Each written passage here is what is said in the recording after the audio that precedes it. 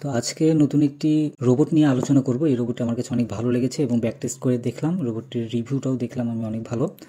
তো এই রোবটটি কিভাবে কাজ করবে, কিভাবে আপনারা ইউজ করলে আপনাদের প্রফিটটা আসবে, সে বিষয়গুলো নিয়ে ডিটেলস আলোচনা করব। ভিডিওটি একটু লম্বা হতে পারে, মনোযোগ সহকারে শুনবেন। আর এই চ্যানেলটি নতুন চ্যানেল, এই চ্যানেল MT4 প্রো সিগন্যাল। এখানে সবগুলো রোবট বা ইন্ডিকেটর যেগুলো আছে এগুলো সব প্রো রিলেটেড। তো ভিডিওটি যারা নতুন দেখছেন এই চ্যানেলে, তারা অবশ্যই চ্যানেলটি সাবস্ক্রাইব করবেন এবং বেল বাটনে হিট করতে ভুলবেন না। আর ভিডিওটি যদি ভালো লেগে থাকে অবশ্যই টেলিগ্রাম চ্যানেলে জয়েন করবেন।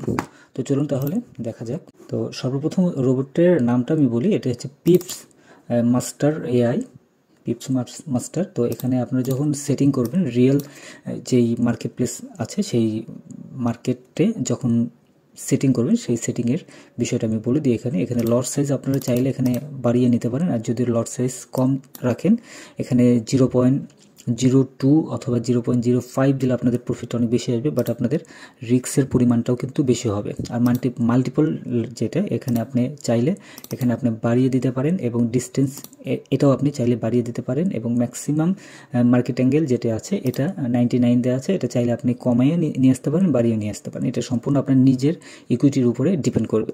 তো এটা সেটিং করার পরে দেন এখানে আপনারা ওকে করে দিবেন, তারপরে আপনার রোবটটি রান হবে।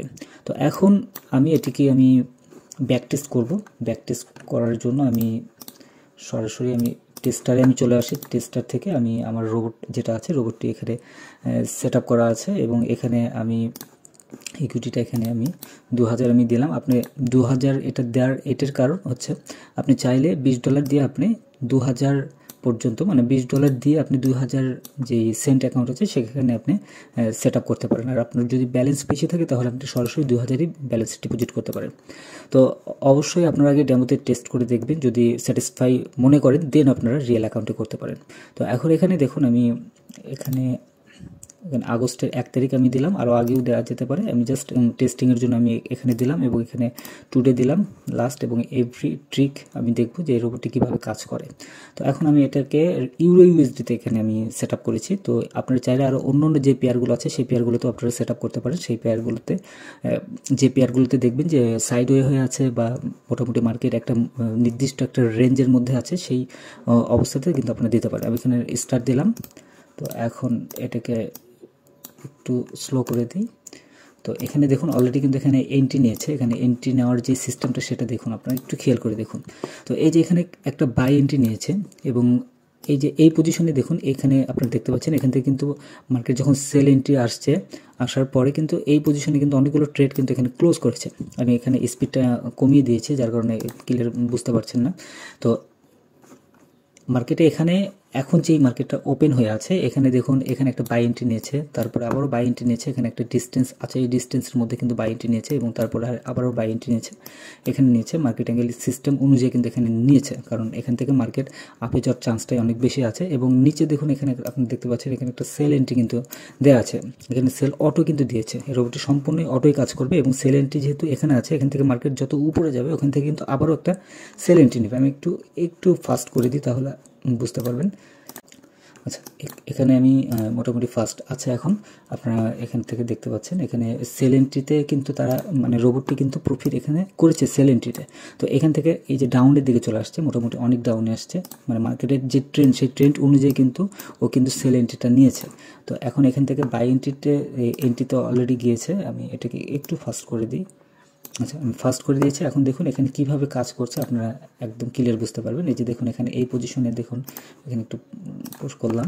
এই যে এখানে এতগুলো এন্ট্রি ছিল, এখানে এই এন্ট্রিগুলো কিন্তু এখানে এসে একবার ক্লোজ করেছে। এখানে আপনার ব্লু কালার যেই মার্কিং দেখতে পাচ্ছেন, এই মার্কিং অনুযায়ী কিন্তু এখানে এসে একদম সবগুলো কিন্তু ট্রেডগুলো ক্লোজ করেছে, এবং এখন বর্তমানে কিন্তু এখানে সেল এন্ট্রিগুলো কিন্তু এখানে নিয়েছে, সবগুলো সেল এন্ট্রি 0.01 লটে নিয়েছে।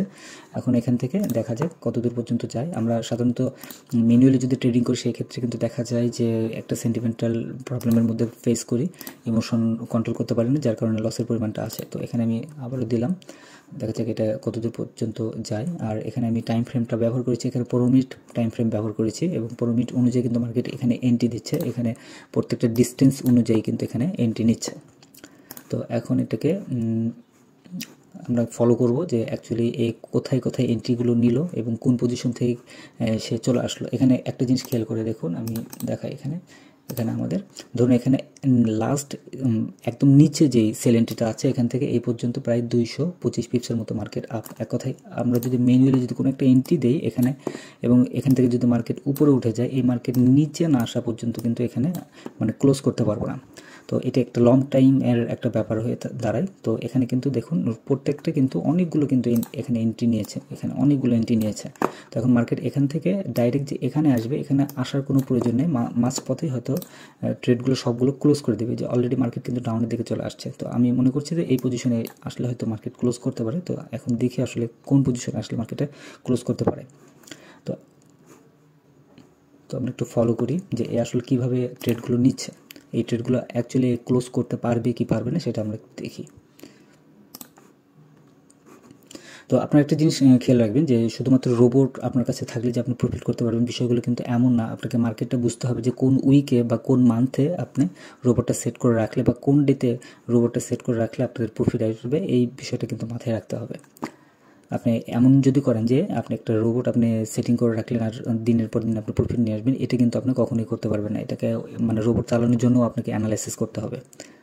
এই যে দেখুন আমি এখানে একটু পুশ করি, দেখুন এখানে ক্লোজ করেছে, আমাদের এন্ট্রি যেটা ছিল সেই এন্ট্রি ছিল এখানে এবং এখান থেকে মার্কেট এতদূর পর্যন্ত আসছে এবং ওইখান থেকে মার্কেট জাস্ট এই জায়গাটায় এসে সবগুলো এন্ট্রিগুলো কিন্তু ক্লোজ করেছে। এখন এই পজিশন থেকে এতদূর পর্যন্ত মার্কেট যাওয়ার কোনো দরকার নেই, এখানে মাঝপথে এসে রোবটটা সবগুলো ট্রেড কিন্তু প্রফিটে ক্লোজ করবে। তো এখন আমি আবারও প্লে করি, তো দেখুন এখান থেকে কোন পজিশনে গিয়ে এটা ক্লোজ করবে সেটা দেখুন।